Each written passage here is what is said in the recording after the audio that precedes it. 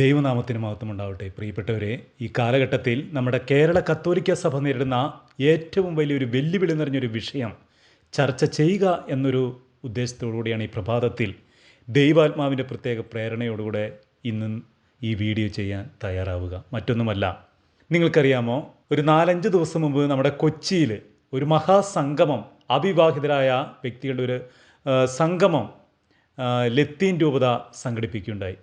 അവിടെ വരാപ്പുഴ, കൊച്ചി, ആലപ്പുഴ തുടങ്ങിയ രൂപതകളിൽ നിന്ന് നിരവധി പ്രതിനിധികൾ പങ്കെടുത്തു എന്നാണ് റിപ്പോർട്ടുകൾ പറയുന്നത്. മറ്റൊന്ന്, ഇതിന് സമാനമായ മറ്റൊരു സംഗമം ഒരു മാസം മുമ്പ് നമ്മുടെ തൃശ്ശൂർ അതിരൂപത സീറോ മലബാർ സഭയിൽ കുരീച്ചിറ എന്ന് പറയുന്ന ഒരു പള്ളിയിലും അവിടെയും സംഘടിപ്പിച്ചു. ഇതുമാതിരിയുള്ള സംഗമങ്ങൾ പല സ്ഥലങ്ങളിൽ സംഘടിപ്പിക്കുന്നതായിട്ട് കേട്ടിട്ടുണ്ട്.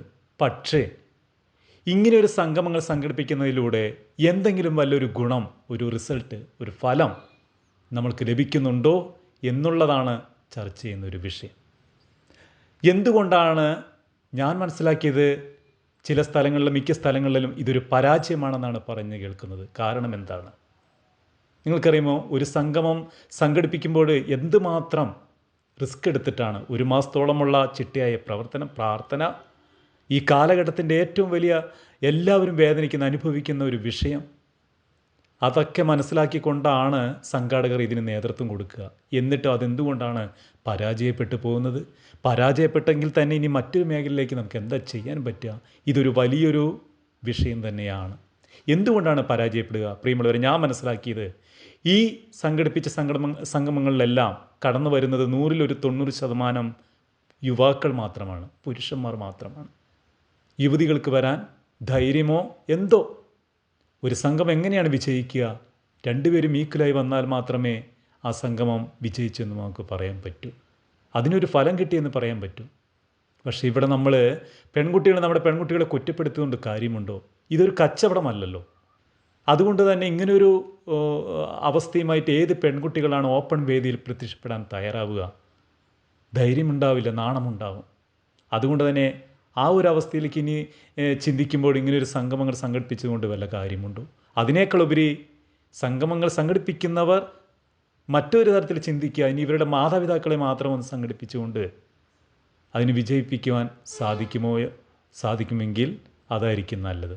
ഇതെല്ലാം ഇവിടെ നിൽക്കട്ടെ. അതിനേക്കാളുപരി നമുക്കെന്താണ് ചെയ്യാൻ പറ്റുക? സഭ നേരിടുന്ന ഏറ്റവും വലിയൊരു പ്രശ്നം എന്ന് പറയുമ്പോൾ അതിലെല്ലാവർക്കും കൂട്ടുത്തരവാദിത്വമില്ലേ? നമുക്കെന്താണ് ചെയ്യാൻ പറ്റും? ഒരു സഭാവിശ്വാസി എന്ന നിലയിൽ ഇതിനു വേണ്ടി നമുക്ക് എന്ത് ചെയ്യാൻ പറ്റും? പദം പറഞ്ഞ് രായ്ക്ക് രാമായണം നമ്മൾ വർഷങ്ങളായിട്ട് വിലപിക്കുകയാണ്. നമ്മുടെ സമുദായം ശോഷിച്ചു പോവുകയാണ്, ശുഷ്കിച്ചു പോവുകയാണ്, വംശനാശം നേരിടുന്ന ഒരു സമുദായം മാറുകയാണ്. ആനുകൂല്യങ്ങൾ പോലും ഇന്ന് നമ്മൾക്ക് മുമ്പിൽ പലരും കൊട്ടിയടക്കപ്പെടുന്നു. എന്തുകൊണ്ട്? നമുക്കെന്ത് ചെയ്യാൻ പറ്റും? നിങ്ങൾക്കറിയാമോ, ഞങ്ങൾ ഒരു മാസം മുമ്പ് കുരീച്ചിറ എന്ന് പറയുന്ന ആ പള്ളിയിൽ നടന്ന സംഗമത്തിൻ്റെ ആ ഒരു വീഡിയോ, അതിൻ്റെ റിപ്പോർട്ട്, അതിൻ്റെ ന്യൂസായിട്ട് ഞങ്ങൾ ഇട്ടപ്പോൾ എന്തുമാത്രം പേരാണ് കമൻറ്റ് ചെയ്തതെന്നറിയാമോ? എത്രയോ മാതാപിതാക്കൾ വിളിച്ചു ചോദിച്ചു എന്നറിയാമോ? എന്തുമാത്രം സങ്കടങ്ങൾ, നമുക്ക് എന്ത് ചെയ്യാൻ പറ്റും? ഇതെന്ത് ചെയ്താലാണ് ഒന്ന് വിജയിപ്പിക്കുവാൻ പറ്റുക? കണ്ണീരോടെയുള്ള അവരുടെ വേദനകൾ മനസ്സിലാക്കിയത് കൊണ്ടാണ് ഇത്രമാത്രം സ്ട്രഗിൾ ചെയ്ത് ഞാൻ നിങ്ങളോട് പറയുക. നമുക്കെന്ത് ചെയ്യാൻ പറ്റും? നമ്മുടെ സമുദായം അന്യം നിന്ന് പോകാതിരിക്കുവാൻ നമുക്ക് എന്ത് ചെയ്യാൻ പറ്റും? യുദ്ധകാലാടിസ്ഥാനത്തിൽ നമുക്ക് എന്ത് ചെയ്യാൻ പറ്റും?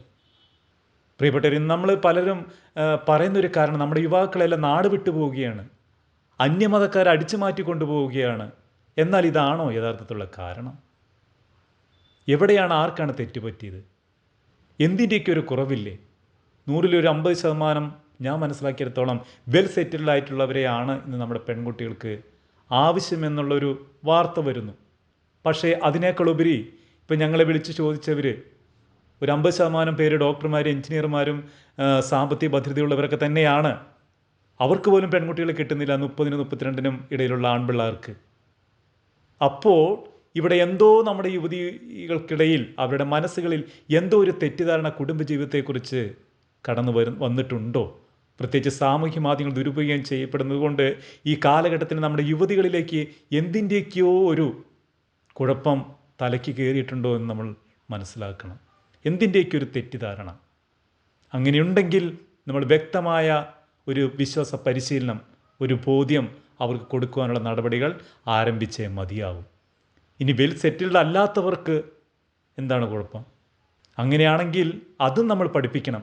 നല്ല സ്വഭാവ ഗുണമുള്ള ആൺപിള്ളേരെ സ്വീകരിക്കുവാനുള്ളൊരു മനസ്സും പാകതയും നമ്മൾ രൂപപ്പെടുത്തിയെടുക്കുവാൻ നമ്മുടെ യുവതികളെ നമ്മൾ സഹായിക്കണം. ഇന്ന് ഇതിലേറെക്കുറെ മാതാപിതാക്കളും പങ്കുകാരാണ്. അവരുടെ കാഴ്ചപ്പാടുകൾ ഇന്ന് ആകാശത്തോളമാണ്. ഇത് ഈ ഭൗതികതയിലൂടെ അവർ സഞ്ചരിക്കുമ്പോൾ അവരും ചിന്തിക്കുന്നത് ലോകം മുഴുവൻ വെട്ടിപ്പിടിച്ചെടുക്കുവാനുള്ള ഒരു അവസ്ഥയിലേക്കാണ് നമ്മുടെ മാതാപിതാക്കളുടെയും കാഴ്ചപ്പാടുകളെല്ലാം. അതിൻ്റെ തിക്തഫലം അനുഭവിക്കുന്നത് നമ്മുടെ യുവാക്കളുമാണ്. കാരണം എന്താണെന്നറിയാമോ? നല്ല പണമുള്ളവരെ വേണം, നല്ല ജോലിക്കാരെ വേണം, നല്ല വാഹനമുള്ളവരെ വേണം, 2 നില 3 നില വീടുള്ളവരെ വേണം. ഇതൊക്കെയാണ് നമ്മുടെ മാതാപിതാക്കളുടെ കാഴ്ചപ്പാട്. എൻ്റെ പൊന്നു മാതാപിതാക്കളെ, ഞാൻ നിങ്ങളോടൊരു കാര്യം ചോദിക്കട്ടെ. ഒരു കാലത്ത് 8, 10, 12 വയസ്സുണ്ട 8, 10, 12 മക്കളുണ്ടായിരുന്ന കുടുംബങ്ങളിൽ അന്നത്തെ മാതാപിതാക്കൾ ചിന്തിച്ചത് ദൈവിക പദ്ധതിക്കനുസരിച്ചായിരുന്നു. അവർ തങ്ങളുടെ മക്കളെ കല്യാണം കഴിപ്പിച്ച് വിടുമ്പോൾ വീടുണ്ടോ, ജോലിയുണ്ടോ, അതുണ്ടോ ഇതുണ്ടോ, സാമ്പത്തിക മേഖലയുണ്ടോ എന്ന് നോക്കിയിട്ടൊന്നും അല്ലായിരുന്നു. ആ മക്കളെ കല്യാണം കഴിപ്പിച്ച് വിടുമ്പോൾ നന്നായി ജീവിക്കണം, സമാധാനത്തോടെ ജീവിക്കണം, കഷ്ടപ്പെട്ട് ജീവിക്കണം, സഭയ്ക്ക് സാക്ഷികളാവണം, ദൈവത്തിന് സാക്ഷികളാവണം. ഇതായിരുന്നു അന്നത്തെ. അതുകൊണ്ട് തന്നെയാണ് അന്നത്തെ കുടുംബങ്ങളെല്ലാം വിജയിച്ചതും ഇന്നത്തെ പല കുടുംബങ്ങളും പരാജയപ്പെടുന്നതും. അതുകൊണ്ട് പൊന്നു മാതാപിതാക്കളെ, നിങ്ങളുടെ മക്കളുടെ വേരുകളിൽ കോടാലി വയ്ക്കരുതേ എന്നൊരു അപേക്ഷ കൂടിയുണ്ട്. അപ്പോൾ പറഞ്ഞു വന്നതിനർത്ഥം നമുക്കെന്താണ് സഭാടിസ്ഥാനത്തിൽ നമുക്ക് ചെയ്യാൻ പറ്റും? നിങ്ങളൊന്ന് ചിന്തിച്ചിട്ടുണ്ടോ പ്രിയപ്പെട്ടവരെ? ഒരു കാലഘട്ടം കഴിയുമ്പോൾ ചുരുങ്ങിയ വർഷത്തിനുള്ളിൽ സഭയെ നയിക്കുവാൻ വൈദികരാൻ ആളില്ല, സന്യസ്തരാൻ ആളില്ല, ആത്മായർ നയിക്കാൻ ആളില്ല. അങ്ങനെയുള്ളൊരവസ്ഥയിലേക്ക് നമ്മുടെ കുടുംബങ്ങൾ പോകാതിരിക്കുവാൻ, ഉള്ളവരെ, നമ്മുടെ നാട്ടിലുള്ളവരെ പിടിച്ചു നിർത്താൻ 1000 കുടുംബങ്ങളിലേക്ക് കടന്നു ചെന്നാൽ 100 കുടുംബങ്ങളെങ്കിലും നമുക്ക് ഒന്നായിക്കൂടെ? കുടുംബങ്ങളുണ്ടെങ്കിലല്ലേ കുട്ടികളുണ്ടാവും. കുട്ടികളുണ്ടെങ്കിലല്ലേ നമ്മുടെ സഭയെ, സമുദായത്തെ നയിക്കുവാനുള്ള വ്യക്തികളുണ്ടാവും. മനസ്സിലാക്കി നമ്മൾ മുന്നേറുക എന്ന് മാത്രമാണ് പറയാനുള്ളത്. വ്യക്തമായ ബോധ്യം കൊടുക്കുക, എന്തൊക്കെയാണ് നമുക്ക് ചെയ്യാൻ പറ്റുക. അതുകൊണ്ട് തന്നെ പ്രിയപ്പെട്ടവരെ, നമുക്ക് ഈ കാര്യത്തിൽ സഭാടിസ്ഥാനത്തിൽ എന്താണ് ചെയ്യാൻ പറ്റുക ഇനിയെങ്കിലും 1-2 ചിന്തകൾ കൂടെ പങ്കുവെച്ച് ഞാൻ നിർത്തുകയാണ്. എനിക്ക് തോന്നുന്നു എല്ലാ രൂപതകളിലും ഒരു ഡാറ്റാ ബാങ്ക് ഇതിനു വേണ്ടി ഉണ്ടാക്കിയാൽ, അതൊരു കമ്മിറ്റി രൂപീകരിച്ച് ചിട്ടയായി പ്രവർത്തിക്കുവാൻ തക്കവിധമുള്ളൊരു ഓഫീസ് ക്രമീകരിക്കുക. അതിനുവേണ്ടിയുള്ള ചെലവുകളെല്ലാം നമ്മൾ കണ്ടെത്തണം. ഇടവകളിൽ നിന്ന് ഇടവകളിലേക്ക്, ഫൊറോനകളിലേക്ക്, രൂപതകളിലേക്ക് ഈ ഡേറ്റകൾ കൈമാറുന്നതാവട്ടെ. മറ്റൊന്ന്, സഭയുടെ നേതൃത്വത്തിന് കീഴിൽ ഒരു വൈവാഹിക പദ്ധതി രൂപീകരിക്കുക. സൈറ്റ് തുറന്ന് ഡീറ്റെയിൽസ് അപ്ലോഡ് ചെയ്യുവാൻ കഴിയുന്ന തരത്തിലായിരിക്കണം അത്. അതിലിടവകളുടെയും രൂപതയുടെയും മറ്റെല്ലാ വിവരങ്ങളും ഉണ്ടാവണം. ആവശ്യക്കാർക്ക് അതിൽ കയറി യോജിച്ചവ കണ്ടെത്താൻ കഴിയണം. മറ്റൊന്ന്, പുരുഷൻ്റെ ജോലി, സ്വത്ത് മാത്രം നോക്കാതെ നല്ല സ്വഭാവമുള്ളവരെ സ്വീകരിക്കുവാൻ നമ്മുടെ യുവതികളെ ബോധ്യപ്പെടുത്തുന്ന വിധത്തിൽ ഒരു വിശ്വാസ പരിശീലനം സഭയിൽ അടിയന്തരമായി നടത്തണം. എല്ലാ കുടുംബങ്ങളിലേക്കും കയറി ചെന്ന് അവരുമായിട്ട് സംസാരിച്ച്, അങ്ങനെ വിവാഹം കഴിയാതെ നിൽക്കുന്ന യുവാക്കളുടെ വീടുകളിലേക്ക് കയറി ചെന്ന് അതിനുവേണ്ടിയുള്ള ഒരു ഡേറ്റ കളക്ട് ചെയ്യുവാൻ തക്ക വിധം അതാത് സ്ഥലങ്ങളിൽ ഉള്ളവരെ നമ്മൾ ക്രമീകരിക്കണം.